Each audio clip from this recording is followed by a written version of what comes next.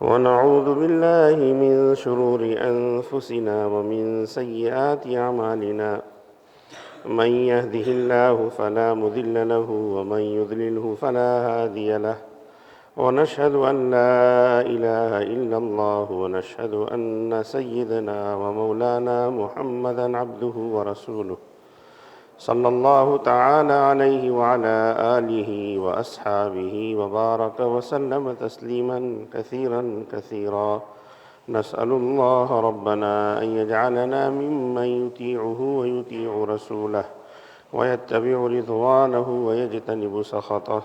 أعوذ بالله من الشيطان الرجيم. بسم الله الرحمن الرحيم. يوصيكم الله في أولادكم للذكر مثل حظ الأنثيين. محترم بزرگوں اور عزیز نوجوانوں،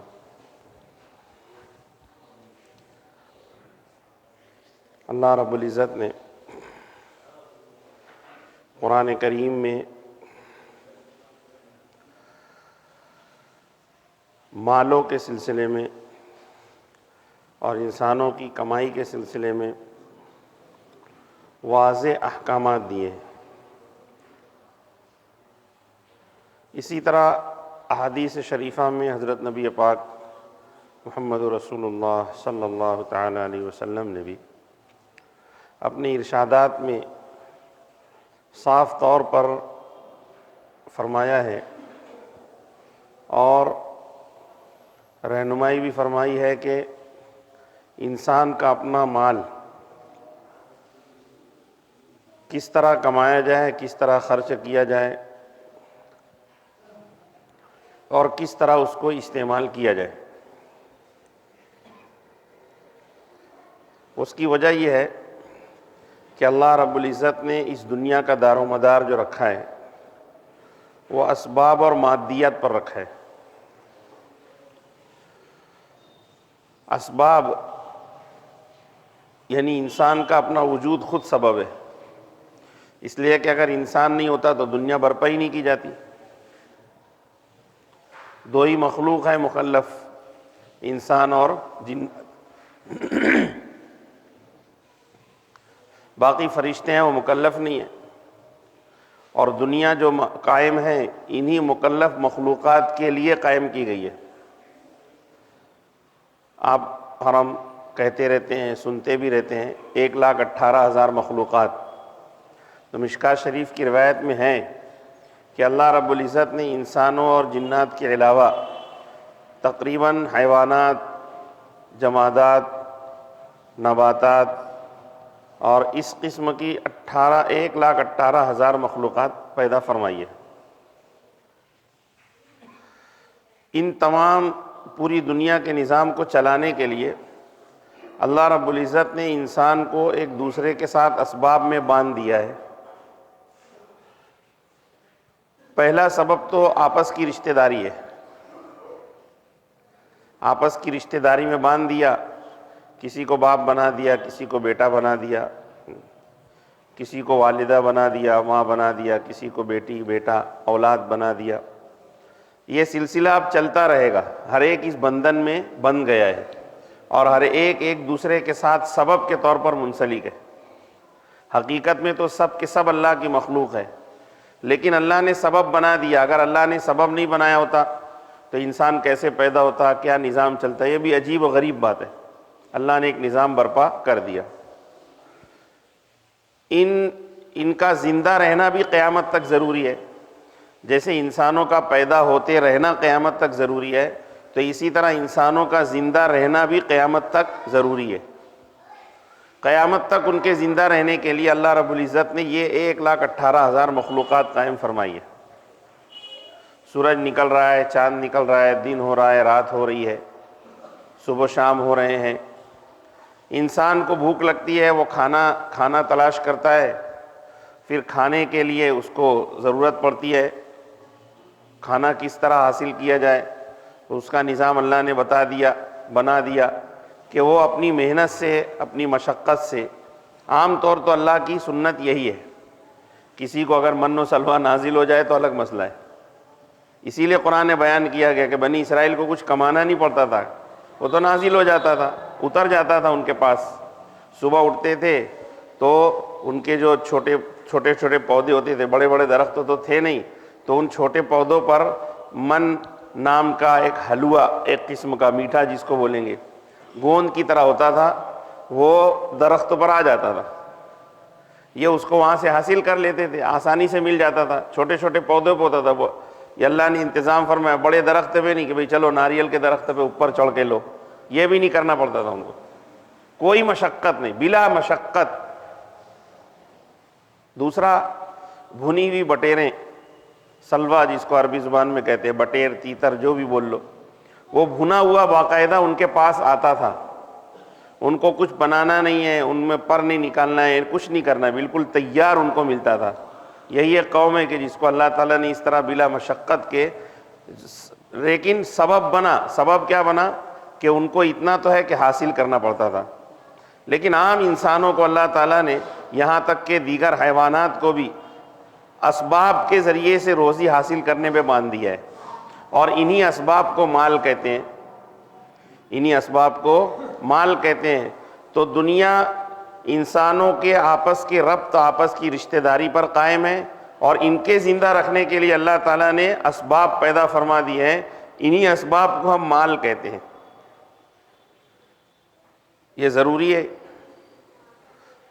رشتہ داروں کا، گھر والوں کا، معاشرے کا، انسان کا ہونا بھی ضروری ہے، اسی طرح ان کو زندہ رکھنے کے لیے مال کا ہونا بھی ضروری ہے۔ اس لیے شریعت نے واضح احکامات دیے ہیں مالوں کے کمانے کے تعلق سے، اور یہاں تک کہ نبی پاک صلی اللہ تعالیٰ علیہ وسلم نے تو مشورے بھی دیے، اور خود نبی پاک صلی اللہ تعالیٰ علیہ وسلم نے مانگا ہے۔ یہ مال بذات خود کوئی بری چیز نہیں ہے، کیوں؟ اس لیے کہ سبب ہے نا۔ تو بہرکیف مجھے جو بات عرض کرنی ہے کہ یہ جو مال ہے یہ اسباب ہیں۔ دو طرح کا مال انسان کے پاس ہوتا ہے، پہلا تو وہ جو وہ خود کماتا ہے، خود محنت کرتا ہے، مشقت کرتا ہے، اللہ تعالیٰ اس کو اس کے ذاتی محنت کی وجہ سے، اس کی ذاتی کوشش کی وجہ سے، یا یہ کہ بلا کوشش جو بھی اس کی شکل ہوتی ہو، جیسے بھی گفٹ ہو گیا کسی کے ذریعے سے، تو یہ انسان کا اپنا ذاتی مال ہے۔ اور دوسرا جو ہوتا ہے انسان کا وہ مال ہوتا ہے جو اس کو اس کے آبا و اجداد کی جانب سے، اس کے والد، اس کی والدہ، یعنی اوپر کے جو رشتہ دار ہیں ان لوگوں کی جانب سے ملتا ہے، وہ بلا مشقت ہوتا ہے، اکثر مرتبہ تو بلا مشقت ہوتا ہے۔ شریعت کا قاعدہ ہے کہ وہ بلا مشقت ہوتا ہے۔ تو ایک مشقت والا مال جو انسان خود کی کوشش سے کماتا ہے، اور دوسرا بلا مشقت مال جو اس کو، جس کو ہم لوگ اپنی زبان میں وراثت کہتے ہیں، وراثت میں ملتا ہے۔ اللہ تعالیٰ نے دونوں قسم کے مالوں سے متعلق واضح احکامات دیے ہیں۔ چونکہ انسان جو اپنا مال خود کما رہا ہے، اس کے اندر اس کو مکلف بنایا گیا ہے کہ دیکھو حلال ذریعے سے کماؤ، حلال طریقے پر خرچ کرو، حلال ذریعے سے کماؤ۔ اور اللہ تعالیٰ نے جو ہے خود حکم دیا، یا ایھا الذین آمنوا کلوا من طیبات ما رزقناکم، کہ ایمان والو تم ان پاکیزہ رزق اور پاکیزہ حلال روزی میں سے کھاؤ جو ہم نے تم کو دی ہے۔ یہاں تک کہ باضابطہ رسولوں کو خطاب کر کے اللہ نے فرمایا، یا ایھا الرسول کلوا من الطیبات۔ ایک تابعی بڑے فرماتے ہیں کہ دیکھو حلال کی کتنی اہمیت ہے کہ اللہ رب العزت نے باضابطہ انبیاء کرام کو اس کے بارے میں کہا، حلال حلال، اور حلال کھانے، حلال کمانے اور حلال کے زندگی میں آنے کے بڑے عجیب و غریب اثرات ہوتے ہیں، بلکہ مشتبہ سے بھی برے اثرات پیدا ہو جاتے ہیں۔ ہمارے بزرگوں میں خواجہ مجدد الفسانی، خواجہ احمد سرہندی رحمۃ اللہ علیہ، مجدد الفسانی ان کو کہتے ہیں، اس لیے کہ یہ جو دوسرا ہزار شروع ہوا ہے، جیسے 1400 چل رہا ہے نا، 1000 جب پورا ہوا تھا تو اس وقت اکبر بادشاہ کی حکومت تھی، اکبر نے دین الہی جاری کیا تھا۔ ہم اسکولوں میں پڑھتے لیکن دین الہی کی حقیقت کو نہیں جانتے۔ اس نے دین اسلام کو خلط ملط کر دیا تھا، ہندو بھی اور سکھ بھی اور عیسائیت بھی اور یہ بھی اور وہ بھی سب پورا۔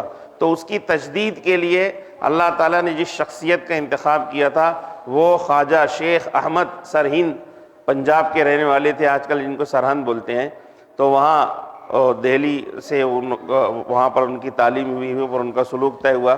اللہ تعالیٰ نے ان کو انتخاب فرمایا تو انہوں نے یہ جو دین الہی تھا اس کا خاتمہ فرمایا، اور اثر نو جو ہے پوری گویا کہ پورے ہندوستان میں، اس وقت تو بر صغیر بہت لمبا چوڑا ہندوستان تھا، اس کے اندر انہوں نے محنت کی اور محنت کر کے دین کی تجدید کی.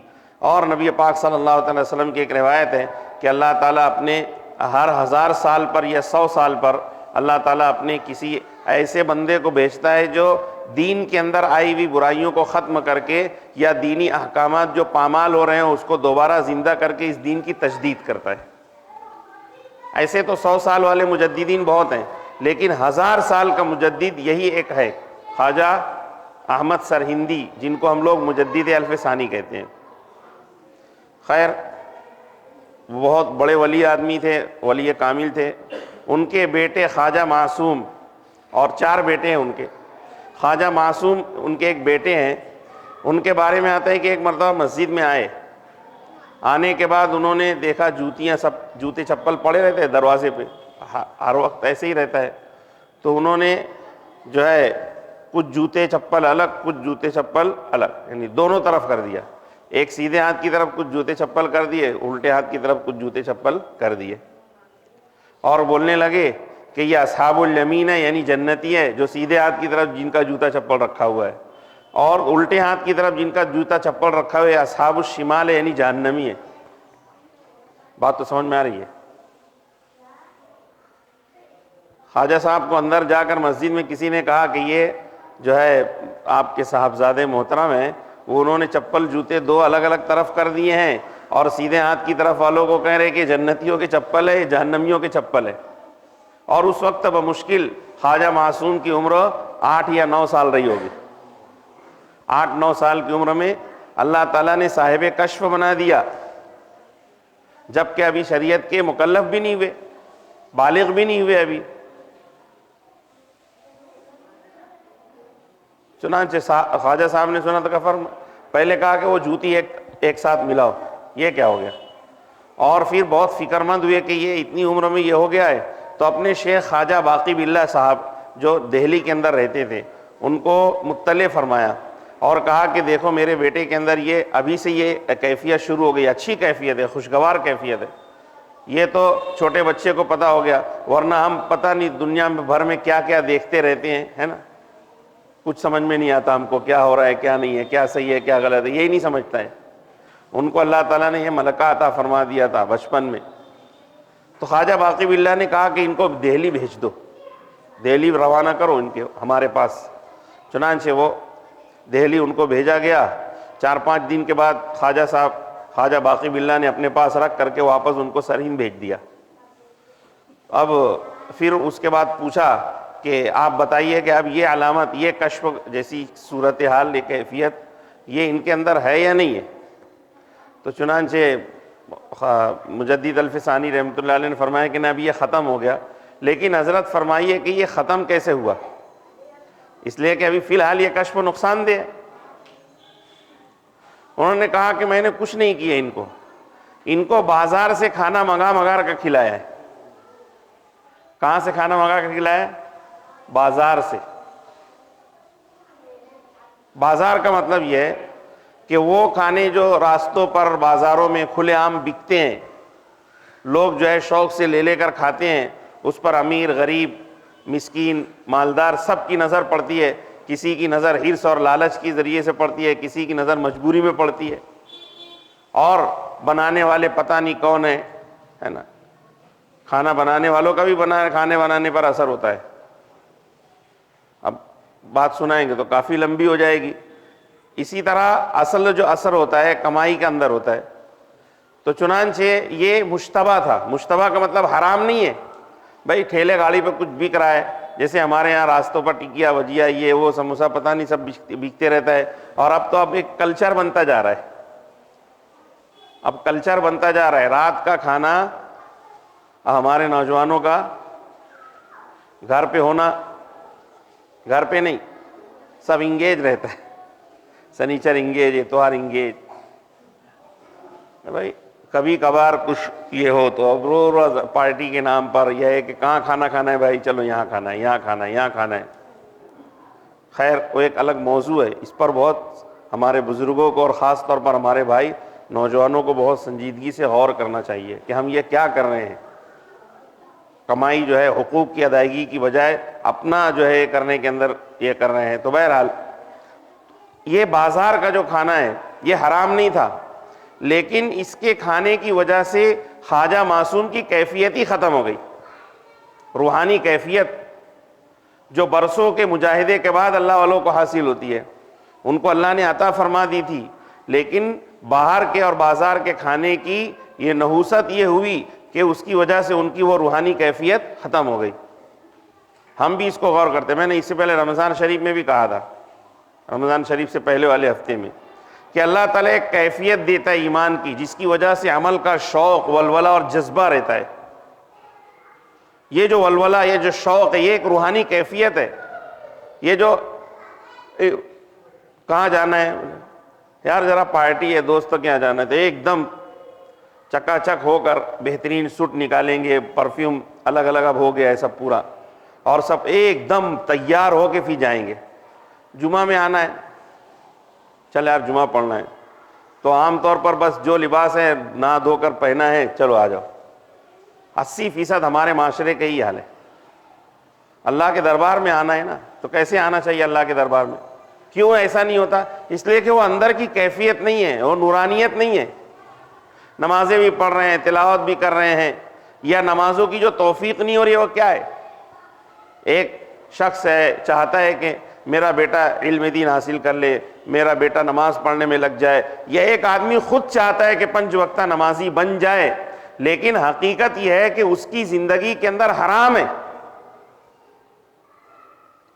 بہت دل سے چاہ رہا ہے میں 5 وقت نماز، کم از کم 5 وقت نماز پڑھوں، لیکن اس کی زندگی کے اس حرام کی وجہ سے اس کو 5 وقت کی توفیق نہیں ہو رہی ہے.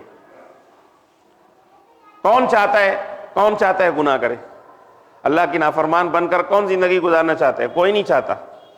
دل سے اگر پوچھو تو کوئی نہیں چاہتا، اس لیے کہ ہر گناہ سے پہلے ضمیر ٹوکتا ہے اور ہر گناہ کے بعد پچھتاوا ہوتا ہے. تو یہ پچھتاوا اس بات کی علامت ہے کہ کوئی چاہتا نہیں ہے، لیکن حقیقت یہ ہے کہ حرام ہماری زندگی کے اندر اس طرح سے شامل ہو گیا ہے جس کی وجہ سے اس کی حلال کی برکت، حلال کی نورانیت ختم ہو کر کے اب اگر آدمی نیک اعمال پر آنا چاہتا ہے تو بھی نہیں آ سکتا. تو میں نے یہ بات اس وجہ سے کی کہ شریعت نے باضابطہ جو انسان کی اپنی کمائی کے اعتبار سے حلال و حرام کے احکامات دیے ہیں، تو اسی طرح انسان کی جو دوسری کمائی کہنا چاہیے، یعنی دوسرے ذریعہ آمدنی مال ہے، اس کے تعلق سے بھی احکامات دیے ہیں صاف طور پہ. آج ہم جو ہے مسلمان ہو کر اللہ کا نام لینے کے باوجود حرام کیسے ہمارے ذریعے سے آ رہا ہے. ابھی عجیب ہمارا اسلامی معاشرہ کے ہمارے جلسے اور میٹنگیں جاری ہے، نوجوانوں سے ہم لوگ مل رہے ہیں، مختلف علاقوں میں جاتے ہیں، وہاں میٹنگیں کرتے ہیں، وہاں کے حالات پوچھتے ہیں تو عجیب حالات ہیں.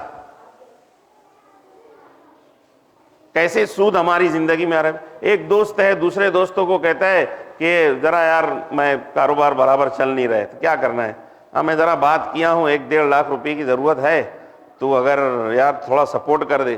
تو وہ دوست بولتا ہے کہ ٹھیک ہے میں تجھے 1 لاکھ روپیہ دوں گا، لیکن تجھے 1,20,000 25,000 واپس کرنا رہے گا. کیا ہو گیا ہے؟ سود ہو گیا نا. کیا وہ بولتا ہے کہ یار 1 لاکھ روپیہ یہ لے اور مجھ کو 1 لاکھ روپیہ واپس بھی کرنا اور تیرے ساتھ مجھے پارٹنر بھی بنا. اگر 10,000 روپیہ تجھے اس میں کمائی ملے گی مہینے کی، ہفتے 6 مہینے کی، سال بھر کی، اس میں تیرا میرا رہے گا. تو یہ مسائل ایسے ہیں، ایسی چیزیں. اور یہ پیسہ سود پر دینا تو ایک دم عام ہو گیا. اچھے لوگ، خواتین چل پڑی ہیں، پتہ چلا کچے ایریے میں آتی ہے اور بولتی ہیں کہ یہ لو 40,000 روپیہ ہم تم کو دے رہے ہیں، تم اس کے اندر سے 10,000 روپیہ ہم کو واپس کر دو، اور تم کو یہ 40,000 روپیہ بھرنا رہے گا 2 سال کے اندر. بہرحال تو شریعت نے کمائی کے جو مال ہے اس کے بھی احکامات دیے ہیں، اور جو مال ہمیں اپنے باپ دادا کے ذریعے سے، اپنے مورث کے ذریعے سے جو حاصل ہوگا اس کے بھی احکامات دیے ہیں. آج جو ہے دونوں طرف سے ہماری غفلت ہے. ہمارے شہر کا ایک بہت بڑا سب سے بڑا المیہ یہ ہے کہ ہمارے یہاں مسائل کو خلط ملط کر دیا گیا ہے. ایک دم شروع سے معاملہ بگڑتا ہوا چلا آ رہا ہے. معاملہ بگڑا ایسے کہ والد ہیں کما رہے ہیں, ہمارا کاروبار عام طور پر کارخانے کا, سائزنگ کا, دکان وغیرہ ہے, اس طرح کا کاروبار, اور دیگر کاروبار ہمارے شہر میں ہے نہیں. ہوتا یہ ہے کہ باپ جو ہے کماتا ہے, ایک وقت یہ آتا ہے کہ اپنے بیٹوں میں سے جس کو سمجھدار سمجھتا ہے اپنے اعتبار سے اس کو وہ پورا ذمہ داری دے دیتا ہے. جب وہ اس کو پوری ذمہ داری دے دیا تو کچھ دن تو اپنے ساتھ میں لے کر کے اس کو چلتا ہے. تو جب ساتھ میں لے کر چلتا ہے تو باپ بیٹے کی حیثیت متعین نہیں ہوئی ابھی تک. پھر اس کے کچھ چھوٹے بھائی ہوتے ہیں, بڑے بھائی ہوتے ہیں, کچھ لوگ کاروبار کے اندر ساتھ میں رہتے ہیں, کچھ اس میں سے کاروبار سے علیحدہ رہ کر اپنا کماتے ہیں. پہلے تو یہ ہوتا ہے کہ بھائی ہمارے معاشرے کے اندر اگر کوئی بیٹا باپ سے الگ ہو گیا تو اس کو بہت بڑا گناہ کبیرہ سمجھا جاتا ہے. یہ بہت بڑی غلط فہمی ہے, اس کو دماغ سے نکالنے کی ضرورت ہے. آپ نے اپنے بیٹے کی شادی کر دی, نکاح کر دیا, اس کے لیے آپ نے ایک مکان کا بندوبست کر دیا, آپ کی ذمہ داری پوری ہو گئی. اب آپ کو سر درد لینے کی کیا ضرورت ہے؟ رہی بات یہ ہے کہ آپ کا حق اب اس کے ذمہ واجب ہے, فرض ہے کہ والدین کے حقوق کو ادا کرے. وہ نہیں ادا کرے گا وہ جہنم میں جائے گا. آپ کی تربیت ایسی ہونی چاہیے کہ بھئی یہ لو جاؤ, میں نے اب تم کو ذمہ داری دے دی ہے, اب ہمارے حق کے تم رکھو یا مت رکھو یہ تمہاری ذمہ داری ہو گئی, ہم نے اپنا حق پورا کر دیا ہے. لیکن اسی جو ہے 300 400 500 1000 اسکوائر فٹ کے گھر کے اندر دادا بھی اور جو ہے چچا بابا والد اور اس کے بعد پوتا اور اس کی بیوی سب ایک ساتھ, تو ہوتا یہ ہے کہ خلط ملط, کسی کی حیثیت متعین نہیں ہے. بیٹا باپ بھی کام کر رہا ہے, بیٹا بھی کام کر رہا ہے, 2-3 بیٹے بھی کام کر رہے ہیں ساتھ میں, کام سب کا الگ الگ بٹا ہوا ہے, یہ کام کر رہا ہے, یہ کام کر رہا ہے. اس کے ساتھ پوتا بھی جوان ہو گیا تو اب دادا بھی اسی کاروبار میں, بیٹے بھی اسی کاروبار میں, پوتا بھی اسی کاروبار میں. اب جا کر کے اس کو ہوش آتا ہے جب بالکل معاملہ یہ ہو گیا کہ یار اب اپنے ہاتھ سے نکل رہا ہے, تو اب وہ پنچوں کے پاس جاتا ہے, بولتا ہے اب نا مجھے حصہ دے کے. اس کے پاس جو حصہ ہے نا وہ اس کے دادا کا ہے. اس کے پاس جو باپ کے پاس جو پراپرٹی ہے وہ اس کے دادا کی ہے یا اس کے باپ کی ہے. تو اس نے اپنے باپ کا حصہ یعنی اپنے بھائیوں کو بھی کچھ دیا نہیں ہے, یا یہ کہ اس کے دادا کا ہے تو بولے گا کہ اس کے اندر تو میرے چچا کا, میرے بابا کا بھی حصہ ہے. اب وہ وہاں سے یہ غلط طریقہ ہے. یہ پورا معاملہ بالکل غلط ہے. شریعت یہ کہتی ہے کہ جب آپ کاروبار کر رہے تھے, آپ نے جب اپنے بیٹے کو شامل کیا تو آپ کو اس کی حیثیت متعین کرنی پڑے گی کہ یہ میرا بیٹا میرے ساتھ کیا ہے, پارٹنر ہے. پارٹنر اور نوکر الگ الگ ہے نا. پارٹنر ہے کیا؟ اگر پارٹنر ہے تو پھر آپ کا فیصد اس کا فیصد طے ہونا چاہیے. یہ ایک الگ بات ہے کہ بھئی طے ہو جائے, بھئی تم اپنے پاس رکھو اس کی جو ہے اس کے حصے کا, اس کو مت دو, لیکن طے کر لو نا ابھی سے. اور اگر نہیں پارٹنر نہیں ہے تو آپ اس کی اجرت طے کرو کہ تو میرے کارخانے کے اندر ملازم بن کر کام کرے گا. تو بہرحال یہ سب ہوتا ہے. تو ہمارے یہاں یہ ہوتا ہے کہ اب یہ باپ نے اپنے پنچوں کو کہا کہ بھائی مجھ کو حصہ دینا ہے, تو اب بولتے ہیں چلو کیسے دینا ہے. تو وہ بولتا ہے میرے ابا نا ایسا بول کے مارے تھے, میرے ابا ایسا بول کے مارے تھے کہ اس کو یہ دے دینا, اس کو یہ دے دینا, اس کو یہ دے دینا. تو اب وہ پنچ لوگ بولتے ہیں ٹھیک ہے اگر سب راضی ہے تو ٹھیک ہے, لیکن اس میں کوئی راضی وزی ہوتا نہیں, کوئی راضی نہیں ہوتا. میرے ابا بول کے گئے تھے, وہ بولے گا نہیں ابا ایسا نہیں بولے تھے, وہ بولے گا نہیں ابا ایسا نہیں بولے تھے, ابا ایسا بولے تھے. تو اب وہ یہ سوچتا ہے, اصل میں مسئلہ جو ہمارے یہاں جو غلطی ہو رہی ہے وہ دو ہو رہی ہے. بات مختصر میں بتلا دوں تھوڑا 1-2 منٹوں میں. غلطی سب سے پہلی یہ ہو رہی ہے کہ جب ابا بولے تھے تو اس وقت وصیت تھی, اس وقت ابا کے بولنے پر چل جا رہا تھا. ابا جو بولے تھے, 1 روپیہ کسی کو دینے کا بولے تھے, 100 روپیہ دوسرے کو دینے کا بولے تھے, یہ ابا کی مرضی تھی. وہ انصاف ہوا نہیں ہوا وہ ان کی مرضی, وہاں پر چل جاتا. لیکن کب؟ زندگی میں. لیکن جب ابا اس دنیا سے رخصت ہو گئے تو ابا بولے تھے یہ نہیں چلے گا. اب وصیت نافذ نہیں ہوگی, اب میراث ہوگی, میراث. اب ابا بولے تھے یہ نہیں چلے گا. اب اگر ابا کے بولنے کے مطابق تقسیم ہوگا اور ورثہ میں سے ایک بھی ناراض ہوگا تو یہ حرام ہے, اور ہو یہی رہا ہے. ابا بولے تھے چل یہ لے لے, یہ لے لے, یہ لے لے, یہ لے لے. ابا جو بولے تھے تو ابا لوگ سن لے اچھی طرح سے, میرے دادا لوگ, کہ جب تم بولو نا کسی کو تو اس کو لکھ کے دو باقاعدہ, اور ملکیت علیحدہ کر کے دو, لے یہ تیرا ہے, یہ تیرا ہے, یہ تیرا ہے, یہ تیرا ہے, جا. اب تم لوگوں کو کیسے رہنا, رہو ایک ساتھ رہو, الگ رہو, کچھ بھی رہو. یہ ہو گیا ابا بولے تھے. لیکن صرف بولے تھے کہ ابا بولے تھے, اور ہوتا ہی ہے کہ ابا بولے تھے نا تو صرف اسی کو معلوم رہتا ہے جو کاروبار سنبھالتا ہے, اور ابا کسی کے سامنے بولتے ہی نہیں ہے.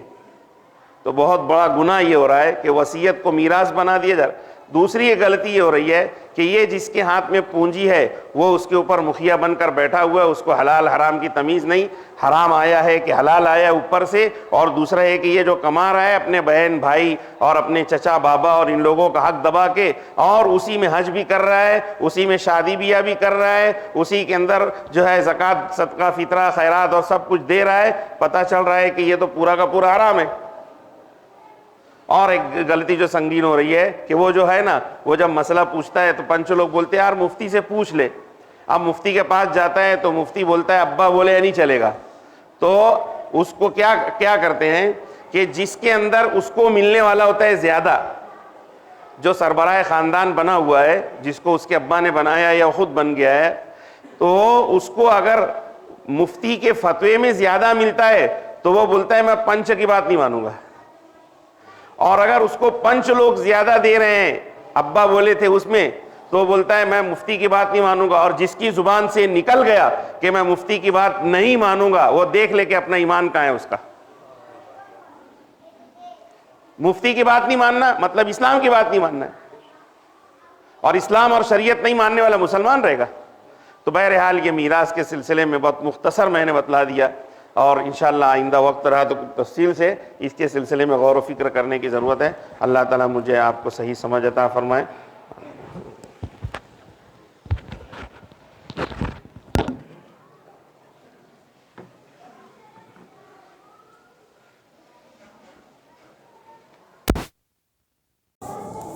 پڑھ دی.